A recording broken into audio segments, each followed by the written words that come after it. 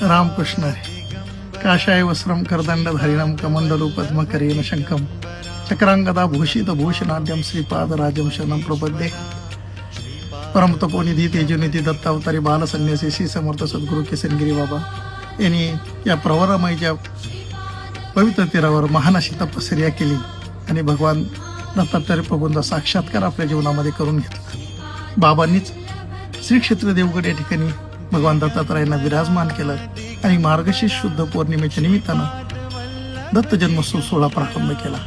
अवघ्या 4 पायल्या धान्यापासून हा सोहळा प्रारंभ झाला आणि आज लाखो भक्तांच्या उपस्थितीमध्ये हा सोहळा पार पडतो.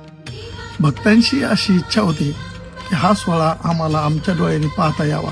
प्रचंड गर्दी असल्या कारणानं तो सोहळा काय प्रत्यक्ष पाहता येत नाही. ही भक्तांची अडचण लक्षात घेऊन राष्ट्रसंत साधुवर्य गुरुवर्य परमवंदनीय परमपूजनीय प्रातस्मरणीय ऋषितुल्य जीवन असणारे सद्गुरू भास्करगिरी बाबा यांनी ही समस्या दूर करायचं ठरवलं आणि अधिकृतरित्या संस्थांची वेबसाईट तयार करण्यात आली.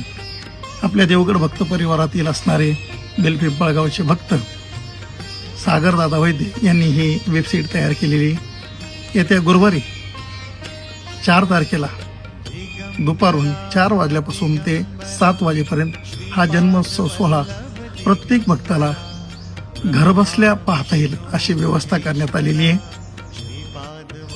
खाली जी लिंक दिलेली आहे त्या लिंकवर जाऊन आपण तो सोहळा आपल्या घरबसल्या पाहू शकता. सगळ्यांनी या सोहळ्याचा लाभ घ्यावा. रामकृष्ण.